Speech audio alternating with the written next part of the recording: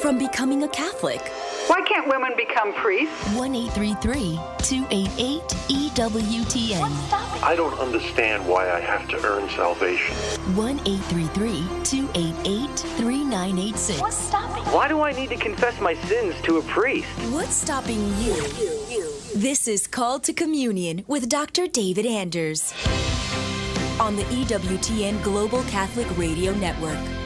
Hey, we made it. It is Friday, and this is Called to Communion here on EWTN, the program for our non-Catholic brothers and sisters. So if that is you personally are a non-Catholic, maybe you were a Catholic years and years ago, and are now reconsidering the Catholic faith. Maybe you've never been a Catholic. In any case, just about everybody has a question or two about what the Catholic faith teaches, what it's all about, what does it believe, what does it not believe. So let's get some of those questions answered on the Friday edition of Call to Communion here on EWTN. Our phone number 833-288-EWTN. That's 833-288-3986. Outside of North America, please dial the U.S. country code and then 205-271-2985. You can also text the letters EWTN to 55000. Wait for our response and then text us your first name and your brief question. Message and data rates may apply. And of course, you can email us anytime, ctc@ewtn.com. My personal recommendation, Fridays tend to be a little busy around here, so if you want to get in early, like right now, when we've got an open board at 833-288-EWTN. Well, we have Charles Beery is our producer. He is on board and ready to rock and roll with everybody. We also have Ryan Penny. He is our phone screener. Jeff Burson is on social media. He'll be glad to pass on any questions that we receive via YouTube or Facebook. We usually get several of those per day, and Jeff will pass those on to us here in the studio. I'm Tom Price, along with Dr. David Anders. Tom, how are you today? Fantastic. How's your weekend looking? Is it smooth sailing? What do you think? I've got a kid with a birthday. Well, that's a good thing. And so we tend to let those drag out. So we have one family party tonight and then friend party tomorrow, and it'll probably drag over the whole time. It's a birthday bacchanal. A birthday bacchanal, exactly. Okay, well, very good. So we're going to tackle one of these emails here as we're getting phone calls screened right now. Here's one from Chris, who says, I've come to accept the arguments for the real presence of Christ in the Eucharist and have been convinced John 6 is to be taken literally. However, I noticed in Mass that some people skip the cup. Then I found out that it's allowable to skip the cup and that it used to not even be offered to the laity. So according to you, for 1,000 years, the laity didn't receive communion at all. If in John 6 we must eat his flesh and drink his blood to be saved, how can communion not always be offered under both species? Wouldn't all those who lived without it not be saved? And wouldn't it be disobedient to Christ? Thanks, Chris. Yeah, thanks very much. Appreciate the question. So to clarify, what I have pointed out many times on the show is that it was not common for the laity to receive communion at Holy Mass except once a year. Okay. And the Fourth Lateran Council imposed the rule that the laity should commune once a year at Easter. And so that was the practice up until really the 20th century. Mm-hmm. And it had there was a kind of spirituality around that Easter communion, and people took it very seriously. If you ever read the sermons of St. John Vianney, for example, a lot of them are about asceticism and renunciation and examination of conscience and confession in preparation for the Easter communion. And it's kind of funny, John Vianney had a reputation of being a little bit hard-nosed about letting people come to communion, and you had to go to confession to him, and if you said, people might think a little bit puritanical by today's standards. He would be like, no dancing, no gaming, lay off the heavy drinking, all that kind of thing. Don't go to the saloons anymore. And if young men came to him and they said, well, this is what he'd interrogate them. Have you been up to this, that, and the other thing? And, well, yeah. Well, you got to lay it off.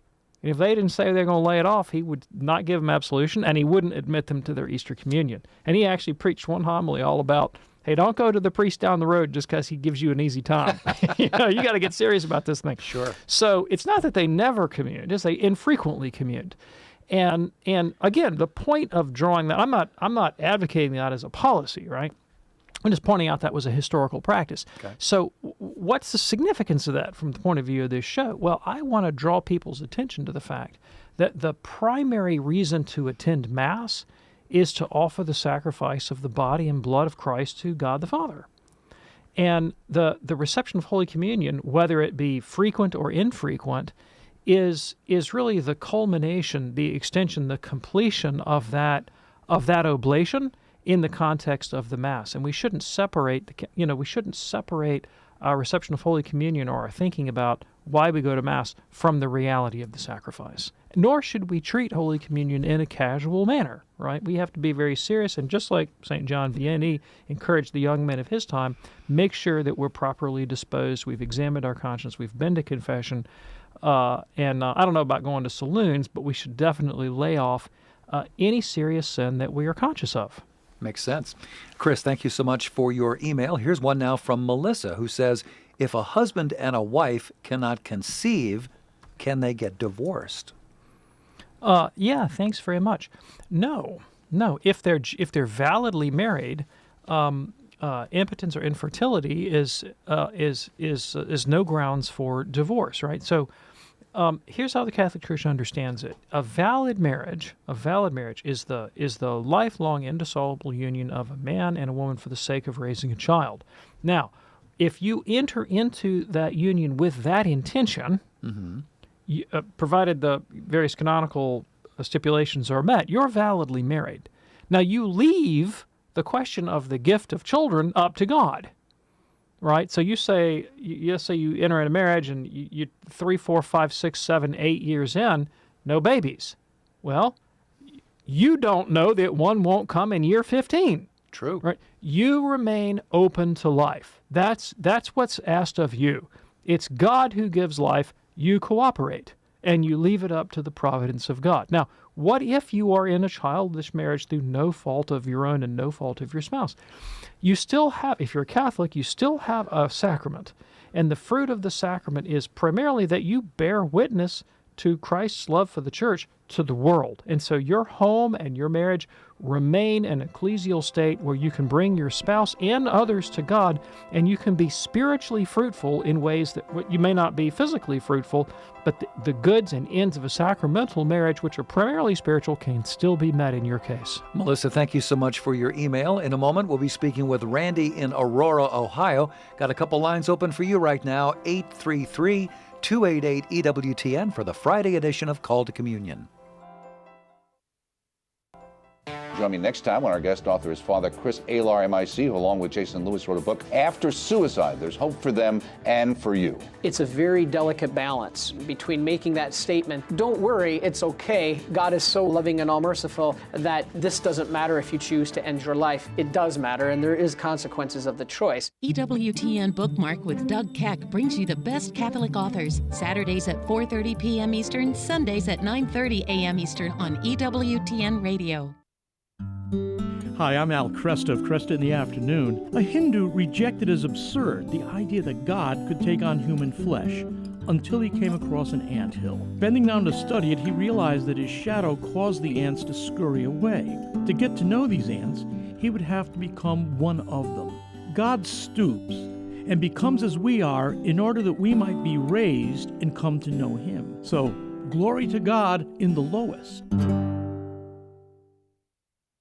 The wisdom of Mother Angelica. Have you ever been so grief-stricken and so heart-sick that you can't see God? You can't see God in the tragedy. You can't see God in that cross. You can't see God in that sin. Why? You're enveloped in that grief. You're enveloped in fear. And God is out the window. You don't see him standing right next to you. EWTN. Live truth. Live Catholic.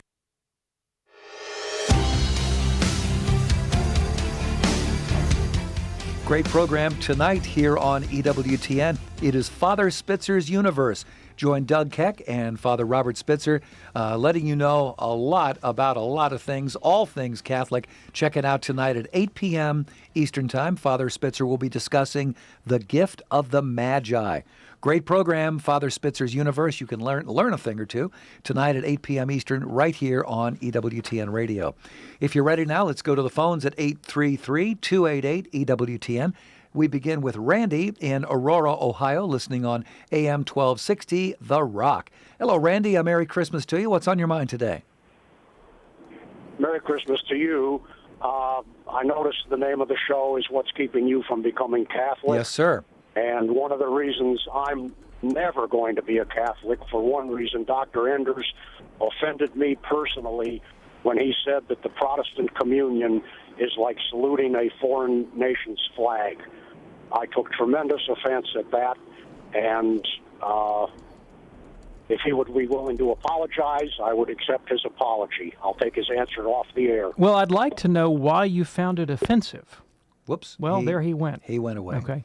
So I don't know what I said wrong, so I don't know how to frame an apology.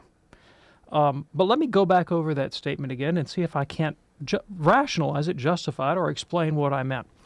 So in sacred scripture, in 1 Corinthians chapter 10, we read that we who partake of the one loaf are one body of Christ. Right? This is the teaching of Scripture, that Holy Communion is the act whereby we constitute and express the unity of the body of Christ. And the Catholic Church has a particular conception of what that unity consists in. And this is the conception. Christ did not found a religion called Christianity so much as he founded an institution or a society called the Church. In Matthew chapter 16, Jesus didn't say, "You're St. Peter, and by the way, I'm going to found Christianity." He said, "You're St. Peter the rock, and on this rock I will build my church." Right? A concrete, visible society with lines of authority, doctrines, rituals, and a perpetual existence until he come again. That's the category. That's the fundamental category, that of the church, right? So the notion of Christianity, right, as a conglomerate of a bunch of different movements and groups, all sort of lumped under one larger category, whether those be Presbyterians or Baptists or Methodists or Lutherans or Catholics or Eastern Orthodox or however you, all right, that's not really a biblical idea. I mean, that might be a historical reality, but it's not the theological category that Jesus gives to us. Jesus doesn't speak about Christianity and then a myriad of denominations. He talks about the church. And the Catholic point of view is that it is the Catholic Church. The Catholic Church is the society that was founded by Jesus.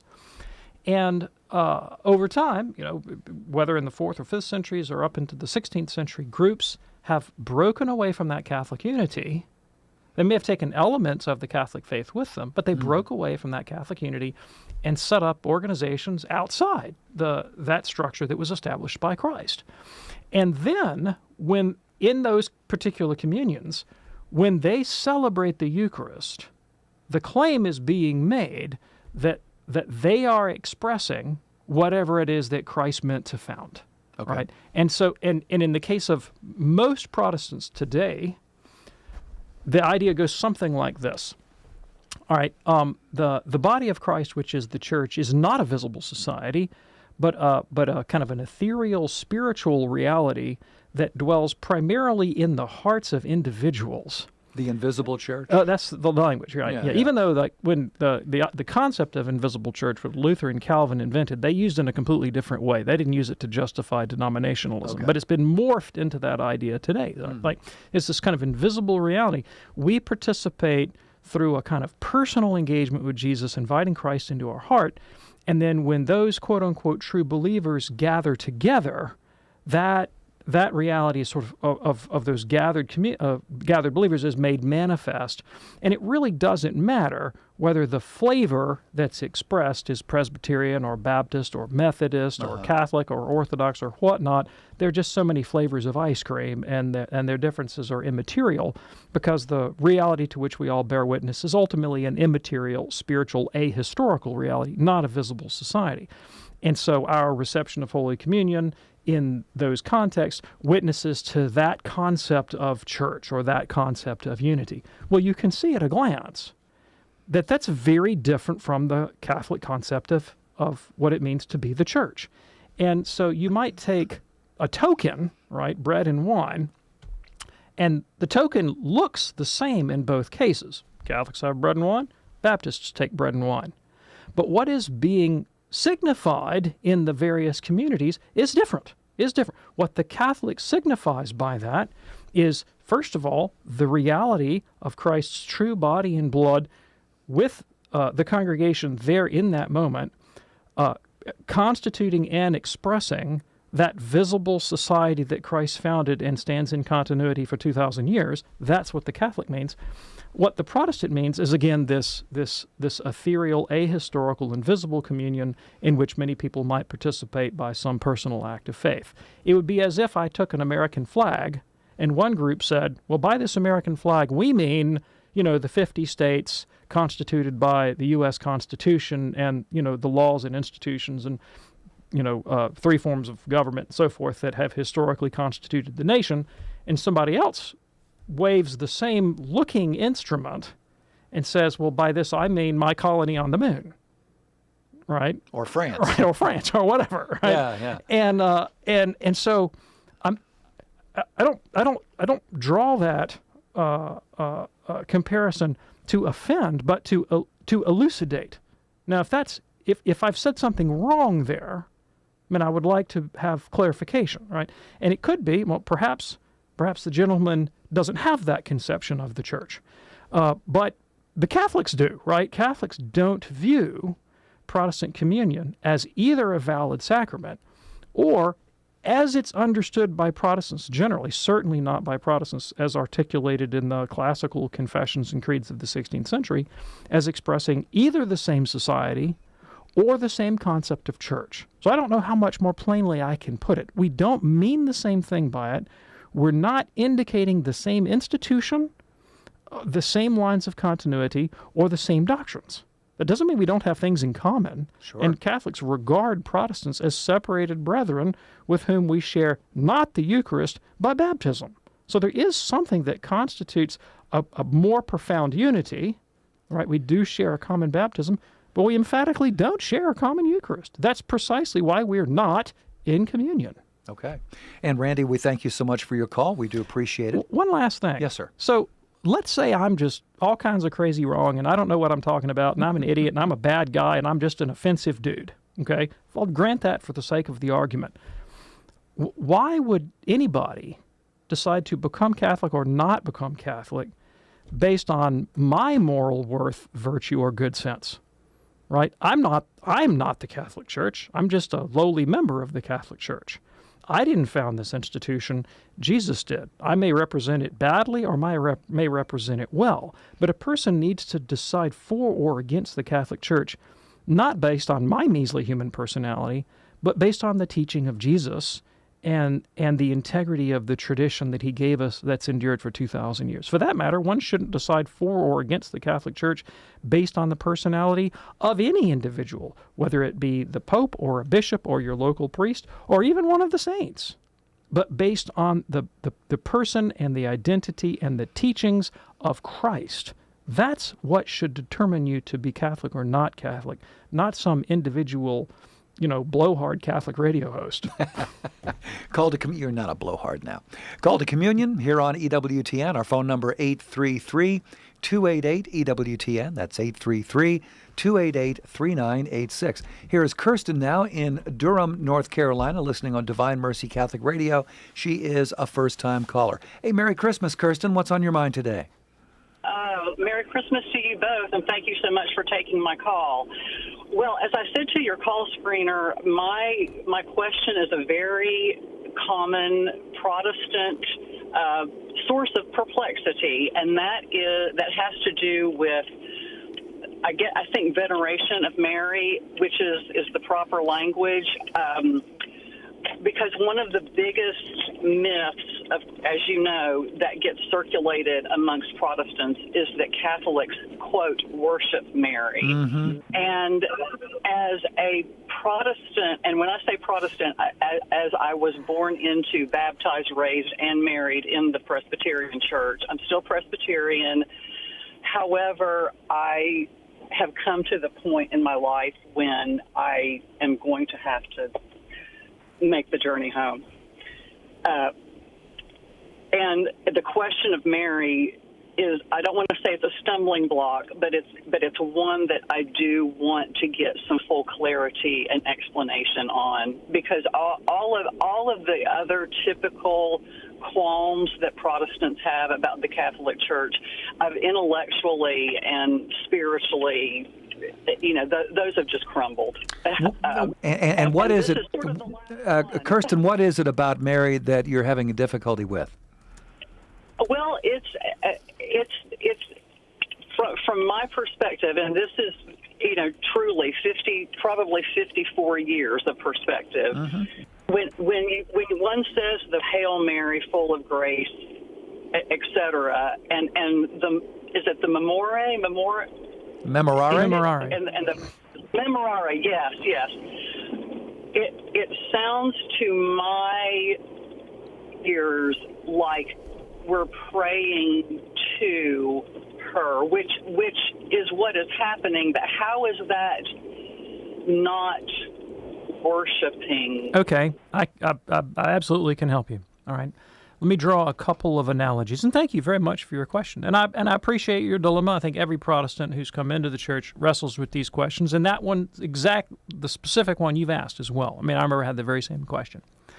So, two analogies. Number one, imagine that you lived in medieval society, feudal Europe, where you had aristocrats and a monarch, and he maintained a court. And in order to, say, get justice or to receive some boon, you needed to have access to the monarch, to the king. But, of course, it's not easy for a peasant to approach a king. You've got to have an inside person. And so you approach one of the courtiers, you approach, some aristocrat or some advisor to the king who you happen to know personally, and you say, noble sir, my neighbor stole my pig or trespassed on my property or whatever it is. I really need you to advocate for me with the king. Help me, Obi-Wan Kenobi, you're my only hope, right? You've got to do this for me. I need help. I need your advocacy. I need your intercession with the monarch. Will you please do this on my behalf? You're my only chance. Now, the supplicant who's making that plea understands, everybody in the picture understands very well, the boon is going to be granted by the king. That's who's going to give the boon or administer justice or whatever is being asked. But in this case, I'm relying on the intercessory power and advocacy of the member of the court. That doesn't mean I expect that advocate to deliver the boon. I expect it's his unique intercessory power that will win the boon for me. Now, in a case like that, can you see that I'm not relying on the independent agency of that advocate, but on the king himself? Right. Now, if that makes sense to you, keep in mind that a lot of Catholic devotional language about and towards the Blessed Virgin Mary emerged in Catholic culture in this particular social situation, in the context of early and late medieval European feudalism. And the model, if you will, of understanding Mary as a member of the heavenly court who has a kind of unique access to her Son and to God and a unique intercessory power. Now, while those doctrinally that's founded in Scripture and Revelation, but the expression of that in devotional language is often drawn precisely from this kind of medieval aristocratic context. And so when I say something to the Blessed Virgin Mary like, you are my life and my sweetness and my hope and my advocate and my everything, and it's only going to get done if you can do it, right?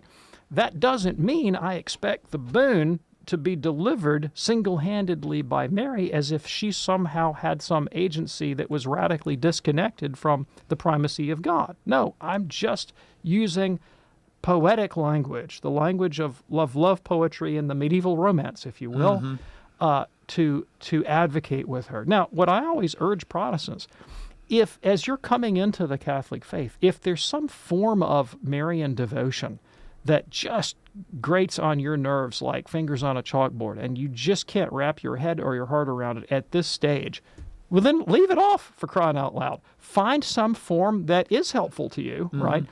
And the important thing is that you acknowledge the truth of Mary's intercessory power and that you appeal to it. And so this is a helpful way of praying, especially helpful for Protestants becoming Catholic. Lord, please grant this to me through the merits and intercession of the Blessed Virgin Mary. Just address the prayer directly to God if that makes you feel better, but acknowledge the intercession and the merits of the saints. It's the same thing. And that kind of helps get over the psychological hurdle. Kristen, great call and great question. Thank you so much for your call. In a moment, we'll be talking with Nancy in Seattle, Linda in Vancouver in Canada, and I've got a couple lines open for you. If you have a question for Dr. David Anders, 833-288-EWTN. That's 833-288-3986. Stay with us. Raymond Arroyo. We need EWTN radio for the reason that Mother Angelica founded this enterprise. She saw this as a holistic approach, reaching the whole person, bringing them truth and life. The leading Catholic voices are on EWTN radio. You know what Catholic radio is? It's training for the troops. It's a interaural of the ear boot camp. The folks who listen, who grow in their faith, grow in charity, grow in all the virtues, they then go out and exert an influence far beyond just themselves. Catholic radio has an exponential effect for bringing people deeper into the faith. Dr. Ray Garindi thinks Catholic radio is important. So should you. You know what's kind of mind-blowing about intercessory prayer? God generally only grants the prayers that fit what He wanted to do anyway. So what's the point of us asking? Why does He tell us throughout Scripture to ask for things in prayer? I think He chose to wait on our prayers to give us His blessings. And I think He chose that because He wants to share the joy of being distributors of His grace with us. He wants us, by our requests, to unleash His healing, His blessing, and His miracles in the world. It wasn't enough for Him to just bless us.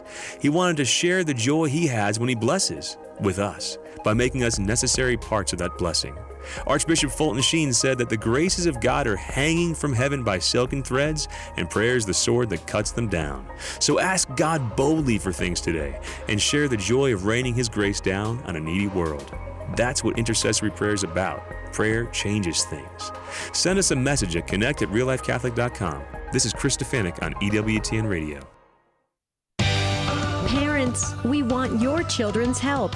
If you're 10 to 18 years old, call us and tell us your understanding of God on today's Take 2 with Jerry and Debbie. Now back to more of Call to Communion with Dr. David Anders.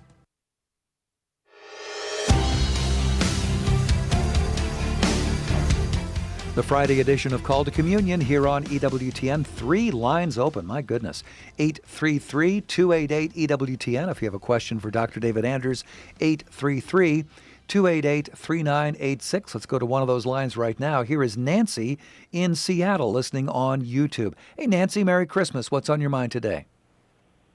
Oh, thank you so much, and Merry Christmas and Happy New Year to both of you. I listen as often as possible. I try to every day, and Dr. Anders, you have completely changed my life. I'm so nervous speaking to you, and the show is just so grand.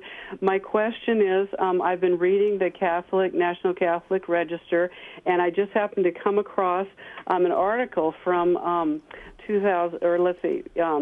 3/13/18, and it's talking about tesseract, wormholes, quantum physics, and the Eucharist. And then it says how conceptual tools from real science and science fiction can help to illuminate the mystery of the Eucharist.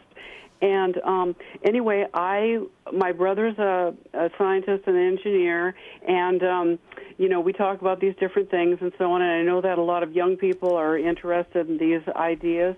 And I just wondered what Dr. Anders' thoughts were on this, thinking of the Star Trek things and the wrinkle in time, and just whatever about any fifth dimension or anything would be just wonderful to hear. And I just think the world of your brilliant intellect, Dr. Anders. Well, you're very kind, and you're very nice. I mean, what can I say? Thank you very much. And I really like the fifth dimension. They were fantastic. All right. So you've got me interested. I want to go read the article on tesseracts, wormholes, quantum physics, and the Eucharist so that I can make an analysis and offer some thoughts. I can't do that while I'm talking to you. I've actually pulled it up. I'm going to save it for later. Got the article. Got it in front of me. Right. All right. But I will reflect a little bit on natural science and the Eucharist and Catholic philosophy and where there's overlap and where there isn't. All right. So one of the things, science gives us an empirical quantitative description of the properties of matter in motion. Let me say that again. Science gives us an empirical, abstract, quantitative description of the properties of matter in motion. So, to illustrate, I can say, take an abstract like the freezing point of water. I mean, it's a universal because it applies to not just this water or that water, but to all water everywhere under the same set of conditions. And I'm going to describe it in quantitative terms. 32 degrees Fahrenheit, 0 degrees centigrade. All right, and it describes the state of matter. Here you got this thing in motion, and you drop the temperature, and boom, you get this new state from gas to liquid to solid. Right. All of science works that way. Science doesn't penetrate to the essence of things. It doesn't really tell us what something is. It tells us how it moves and under what kind of conditions. What kind of forces can we expose that will elicit change, and how can we measure that change and make prediction? It doesn't actually tell us how things are in their essence. And there's a wonderful, wonderful depiction of this in the C.S. Lewis book, The Voyage of the Dawn Treader. It's one of my favorite lines in all of Lewis's children's literature. And Lewis was a good philosopher, and he knew this stuff. And Eustace shows up on an island. Eustace is a little boy character in the story, if you know the book. And he meets a star, burning in the sky, shining in the star. The star is walking around on an island talking to people. And Eustace says, that's very interesting, because in our world, a star is just a great big ball of flaming gas. And Ramandu, is the name of the star, turns to Eustace and says, no, son. No, son. Even in your world, that's not what a star is. It's only what it's made of. Ooh. Right. If you chew on that a little bit, you get to the Aristotelian distinction between matter and form. Right. Wow. All right. So what the Catholic Church claims about the Eucharist is something that science could never identify. Because the teaching is that the properties of bread and wine remain. It is the substance, the essence, the isness of the thing that is the body and blood of Christ, but devoid of its proper accidents or its properties. And so a scientist could put the Eucharist under the microscope all day long, slice it up any way you want to slice it, and come back and say, well, look, we've taken this thing apart, and all we find are the properties of bread and wine. And we'd go, yes, that's exactly what the Church says you would find. That's exactly what the Church says you would find, right? Now, I remember when I was on my way into the Catholic Church, and I thought about the dogma of transubstantiation, substance and accidents. And it was a stumbling block to me, not because of the doctrine of the real presence, which I accepted quite easily on divine authority, but specifically the Aristotelian language. And I remember talking to some Catholic apologists and saying, if I become Catholic, does that commit me to Aristotelian philosophy? Do I have to become an Aristotelian in my metaphysics because of this doctrine? Do I have to believe in substance and accidents the way Aristotle describes, since the language of Catholic dogma is phrased in these terms? And I never really resolved that question to my satisfaction at that time. Now I'm very happily calling myself an Aristotelian, right? I would just think it's good philosophy. It actually describes reality. And one of the things that Aristotle says, and I'll leave off here, and this gets to physics a little bit. Aristotle says that that you can divide reality essentially into what's actual and then what's possible. What's actual and then what's possible. That's one division of reality. All right. And matter for Aristotle reduces ultimately to pure possibility. And the possibility taken to its ultimate abstract extreme is what he called prime matter. And so he thinks that all concrete existent beings are some sort of composition of possibility or prime matter and then some actualizing form. All right? And so the more you subdivide matter, according to Aristotle, the more you get to the realm of just pure possibility. Now, interestingly, the early modern physicists tended to have a kind of corpuscular or atomistic view of matter, meaning that they thought you could kind of divide things up and you would get down to some basic substance, some thing, some dot, some atom, some corpuscle out of which everything else was constructed. And they said, Aristotle, poo-poo Aristotle, we're beyond him. He's old-fashioned, right? Interestingly, when you finally arrive in the 20th century and you've got Einstein and the beginning of quantum physics, what quantum physics says is, when you divide matter up into the smallest pieces that we can find, we kind of lose track of it. And what we end up is this world of quantum possibility. We can't really describe what the stuff is, just how it behaves. And David Mermin, I think, is a 20th century physicist who says, when you ask, what is it? He says, just shut up and calculate. Just shut up and calculate, right?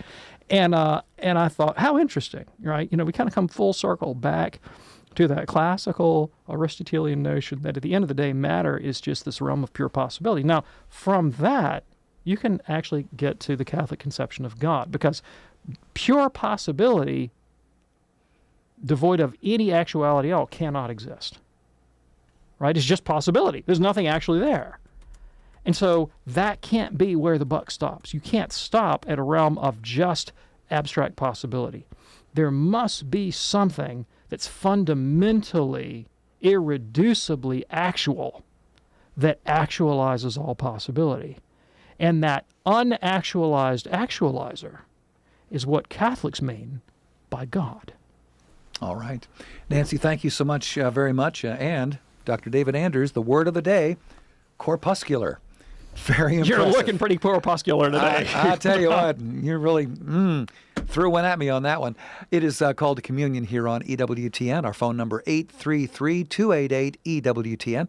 Let's go now to line 5, and we'll talk with Emmanuel in Toronto, checking us out today on YouTube. Hey there, Emmanuel. What's on your mind today? Hi, I just have a question, because this one thing boggles me out.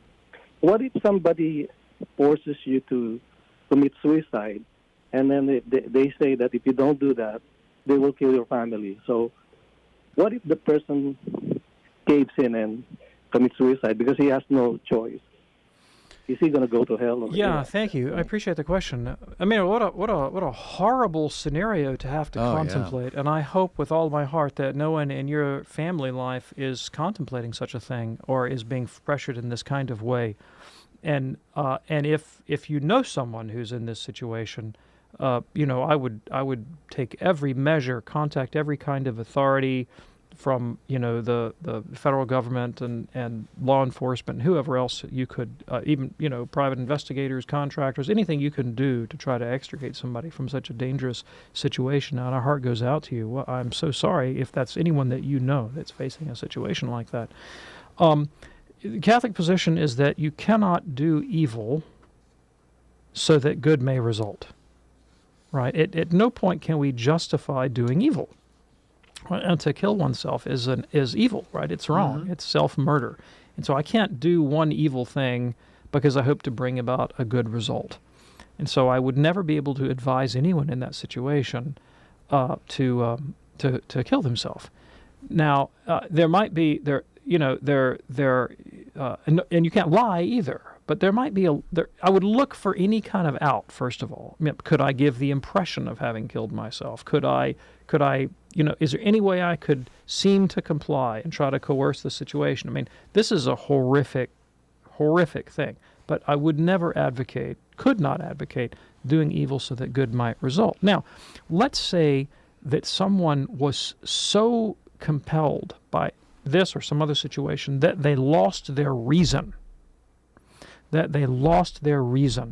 And so they acted instinctively in conditions of just complete, total, abject terror and did not have control of their faculties. Heat of the moment. Right.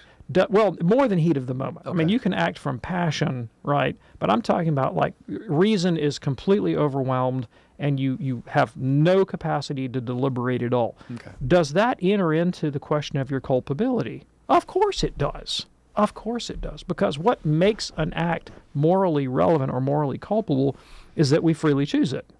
Mm-hmm. And the more our freedom is diminished, the less culpable we are. Now, we can't draw the line. We don't have access to human consciousness, even our own consciousness, in this way. There's no line I can draw and say, well, beyond this point, I can tell you with certainty that you're not morally responsible. Only God can make that judgment. Only God could make that judgment. Is God merciful? Of course he is. Does God understand your circumstances? Of course he does. But we could never tell someone that it's morally okay to do evil. We can comfort people who may have suffered such a thing in the past or have loved ones that maybe have committed suicide for all kinds of reasons. That, look, God knows the circumstances. He'll sort it out. But we can never advocate doing evil so that good may result. Emmanuel, thank you so much for your call. It is Called to Communion here on EWTN. I want to tell you about a brand new book now offered by EWTN Publishing, and it's called Raising Upright Kids in an Upside-Down World. And we're certainly faced with an upside-down world. And it's by our friend Dr. Ray Guarendi. He addresses some of the hardest questions of modern parenting. Things like this. How do you manage your children's access to pop culture? How much freedom do you give your kids to choose their own friends? And when do you step in to prevent bad choices? Probably have seen that somewhere along the way. When do you give or take away a smartphone? And here is one of my favorites. I see this all the time. How do you handle the overabundance of stuff that engulfs your family's everyday life? There is so much in this book that is great. Raising Upright Kids in an Upside-Down World by Dr. Ray Guarendi. It's available right now at EWTNRC.com. Buy Catholic, shop EWTNRC.com. You will love this book. Back to the phones now here on Call to Communion. Maureen is listening in St. Louis on Covenant Radio, a first-time caller. Hey, Maureen, Merry Christmas. What's on your mind today? Oh, Merry Christmas to you, too. I had a question about Mary. I honor Mary. I believe in her Immaculate Conception, but I don't understand how she remained a virgin when she was married. Like, marriage is a holy sacrament, and her and Joseph were husband and wife. Yeah, thanks. I can help you with that. So she remained a virgin because she and Joseph never consummated their marriage. They never had conjugal relations. And what the Church teaches is that it is the promise that makes a marriage. It's the promise that makes a marriage. Consummation ratifies, but the promise makes the marriage. So consider, for example, and this happens like more often in history than you would think. Imagine maybe in another culture, another time, young man, young woman, not yet ready to set up a household together for economic or political reasons, and yet their families are seeking to achieve some sort of alliance. That's a very common reason historically for marriages to be conducted. And so they have a wedding, and maybe, not so old, young guy, young girl get together, they exchange a promise of marriage, and then they go back and live with their respective families until such time as they can either, inherit the kingdom or inherit the property or inherit the farm or whatever and set up home together. But from a legal point of view, they're married, right? They've exchanged a promise of marriage, but they hadn't consummated it yet because they can't afford to have any children yet in the world. Is that a valid marriage? You bet. Absolutely. Absolutely, it's a valid marriage. And in that case, this is a civil marriage, perhaps for political purposes, the ends that were being sought are achieved, right? There's a real union there, and children are envisioned, generally speaking, and the union of the families and all of the sort of temporal benefits that we seek to acquire would be relevant in that case. Now, in the case of a sacramental marriage, all those things hold. The same sort of virtues and ends in a natural marriage exist in a sacramental marriage, but a few extra benefits along the way. Most importantly, we get grace to live that state of life with charity, and we enter into now an ecclesial state in a sacramental marriage so that we can witness Christ to the world and bring our spouse and our family and other people to God, to heaven. The ultimate end of a sacramental marriage is not only a physical fecundity, but a spiritual fecundity that bears fruit in eternal life. Now, here's the beautiful thing about the marriage of Mary and Joseph. It realized all the goods of natural and sacramental marriage. So the greatest good of natural marriage is the bearing of children. Boom, they had a child, and not just any child, but the Son of God. So they realized that good. Now, the end of a sacramental marriage is not only physical fecundity, but spiritual. Did Mary and Joseph realize a spiritual fruitfulness through their sacramental marriage? You bet they did. Absolutely they did. The most spiritually fruitful marriage that ever was. Yeah. And we know the most perfect state of life in the church, other than martyrdom, is consecrated virginity. Right? That's what Jesus teaches. That's what St. Paul teaches. And so Mary, being the perfect icon of Christian holiness, could exhibit that consecrated virginity and perfect chastity and motherhood. That's one of the reasons she's such a singular individual among all the saints. And she is the perfect. There's no state of Christian life, whether you're married or single, religious, lay, contemplative, active, there's no state of Christian life in which the believer cannot turn to the Blessed Virgin Mary not only as intercessor but as model, because she inhabited all these states of life in her one singular, unique life. Now, how beautiful is that? Absolutely. Maureen, thank you so much for your call. Here now is Jeff in Valparaiso, Nebraska, listening on Spirit Catholic Radio. Hey, Jeff, what's on your mind today? Hi. Hello. I got a question about St. Joseph. I heard at church this last week that he was saved from all sin after he was born by grace of God, just like Mary's immaculate conception, that he lived his life out as a chaste virgin. But, I was wondering what you would say on that. Yeah, that is the opinion of some theologians. It's not a dogma of the church. Joseph was most certainly eminent in holiness, absolutely eminent in holiness. He was not immaculately conceived like the Blessed Virgin, and there are different traditions regarding whether or not he had children by a previous marriage before he married the Blessed Virgin. There are some traditions that held that Joseph was married before, that his first wife died, and that he married the Blessed Virgin at an advanced age. The only tradition we have about Joseph's age, and we don't know that this is accurate, but it's the only one we've got, suggests that he was very old when he married the Blessed Virgin Mary. Very old, like in his 90s, right? And may have had another family that had grown up, right?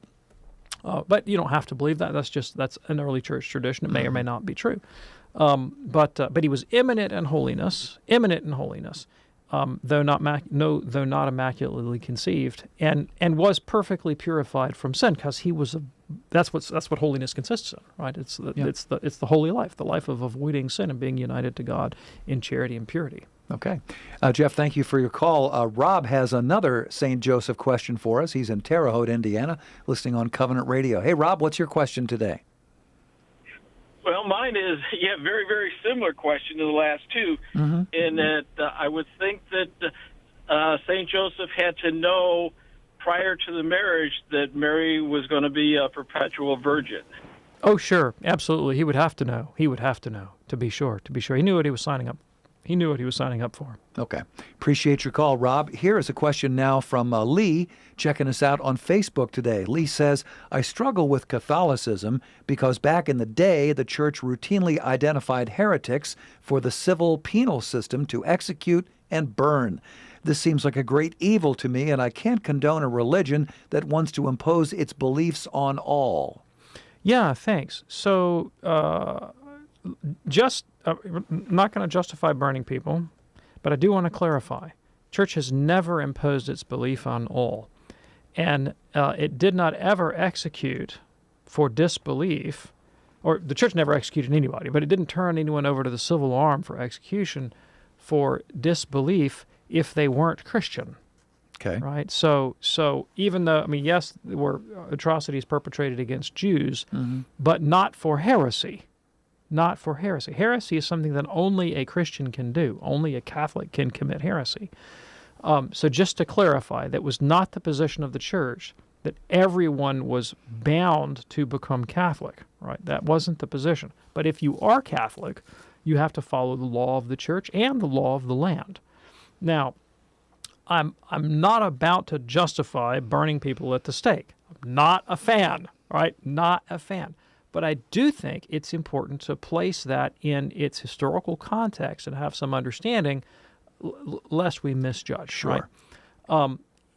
The Catholic Church is the first society, really, in the history of the world to separate the religious and the secular world, right? And to suggest that the dominion of the church and the dominion of the state are different.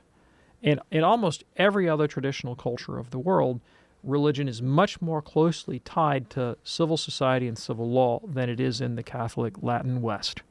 And so the idea that the modern notion that we have of religious freedom and the separation of church and state is the fruit of Catholic reflection on the relation of church and state and conscience. Now, the full implications of that really only got worked out in the early modern and modern periods, but they're grounded in a theological distinction that's really unique to Catholicism. Right? So the fact that we're even having this conversation about whether this is ethical reflects a Catholic sensibility on the nature of rights in the human person. For that matter, the notion of rights is a Catholic invention. So the fact that we can have this kind of conversation, again, is the fruit of the Catholic Church. And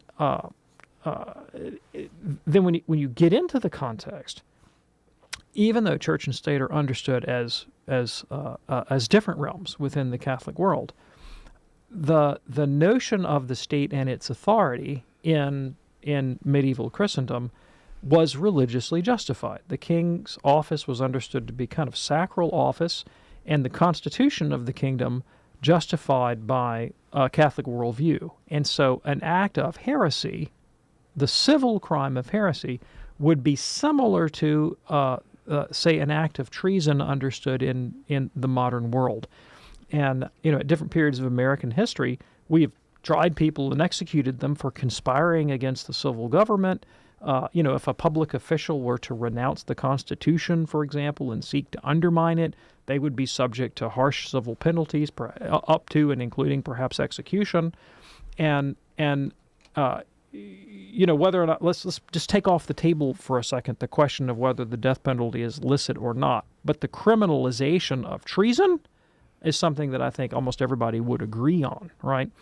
And in a Catholic culture, when and this is actually why in the early 16th century, in the affair of the placards, for example, when Protestant protesters posted a condemnation of the Mass in the bedroom of Francois Ier and attacked the Mass, the king understood it as an attack on the royal office. And that was not a stretch. That made a lot of sense because he saw his own political regime tied to the Catholic religion. And so the king went and executed a bunch of people.